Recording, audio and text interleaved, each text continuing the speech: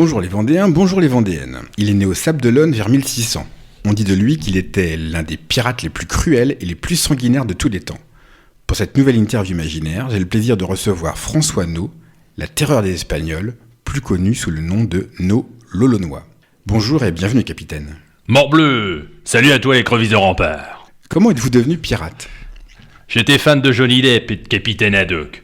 Mais non, je te charrie, petit foie jaune.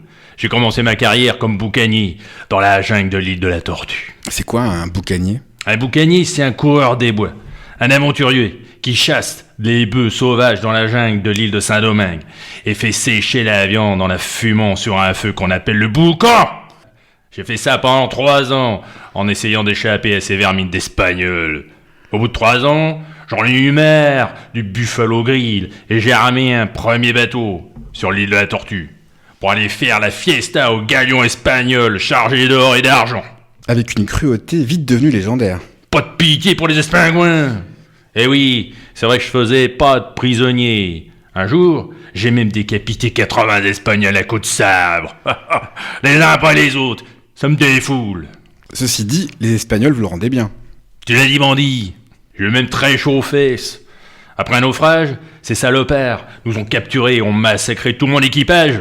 Ouais, j'ai réussi à en réchapper en me barbouillant de sang et en me cachant sous les cadavres de mes compagnons. C'était ma petite technique de survie. Quel est le fait d'armes dont vous êtes le plus fier ?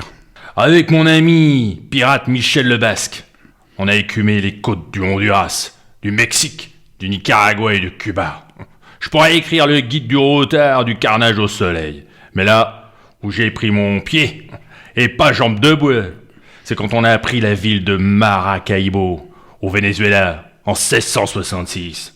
3 jours de pillage. On a massacré plus de 500 Espagnols. Ah, qu'est-ce qu'on s'est marré. Et comment tout cela a fini ? Comme on dit, le vent a tourné.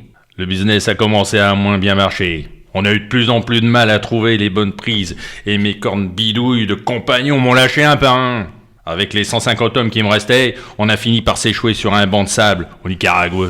C'était en 1669, près de Rio San Juan. Pendant 6 mois, on a essayé de remettre le bateau à flot tout en résistant aux Indiens bravos. Mais au bout du compte, ces sauvages ont une autre peau, au sens propre. J'ai fini dans l'estomac l'un de ces peinturlurés cannibales. J'espère que lui a donné une bonne tourista. Saviez-vous que l'un des personnages du manga japonais One Piece, le pirate Roronoa, est une référence à votre nom ? Je sais pas, c'est qu'un manga, et je m'en fiche comme de ma première chèvre au barbecue. Le pire, ça aurait été de finir dans un manga... Manga ? Oui, manga. Le pire, ça aurait été de finir dans un manga espagnol. Merci capitaine, c'est tout pour aujourd'hui. C'était François l'Olonois, interprété par Jean-François Fleurance, et Sébastien de Le Saviez-vous Vendée, interprété par lui-même.